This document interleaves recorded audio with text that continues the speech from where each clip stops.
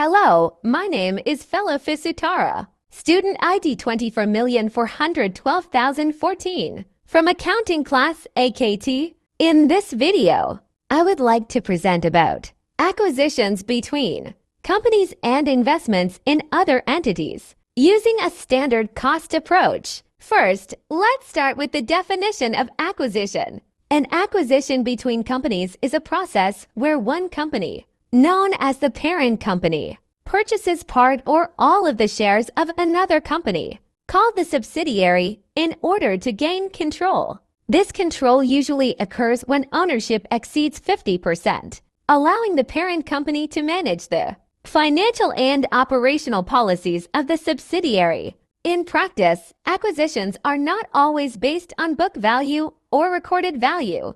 Often, the price paid by the parent company is higher.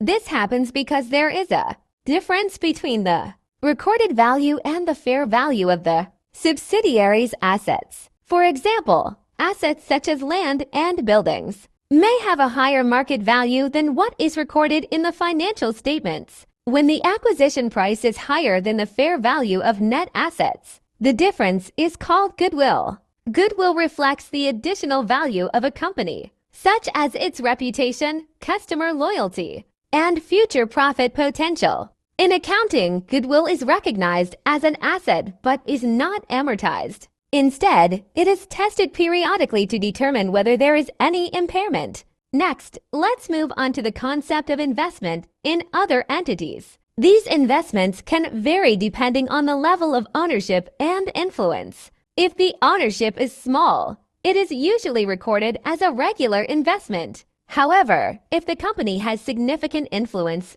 or control, the accounting treatment will be different, one of which is through consolidated financial statements. In consolidated financial statements, the parent and subsidiary are combined into a single economic entity.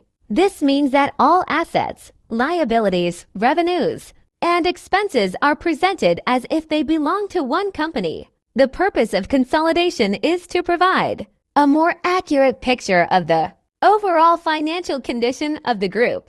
Now, let's discuss standard cost. Standard cost is a predetermined cost used as a benchmark in production and operational activities. It is usually calculated based on efficient estimates, including costs of raw materials, labor, and overhead. The use of standard cost has several purposes, such as simplifying cost control, improving efficiency, and serving as a tool for performance evaluation. By comparing standard costs with actual costs, companies can identify variances. These variances can then be analyzed to determine their causes, whether due to inefficiency, price increases, or other factors. Overall, both acquisitions and investments in other entities are important strategies for business growth. Meanwhile, standard cost helps companies manage and control their operations efficiently.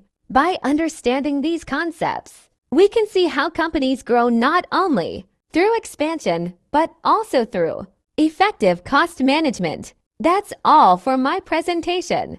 Thank you for your attention.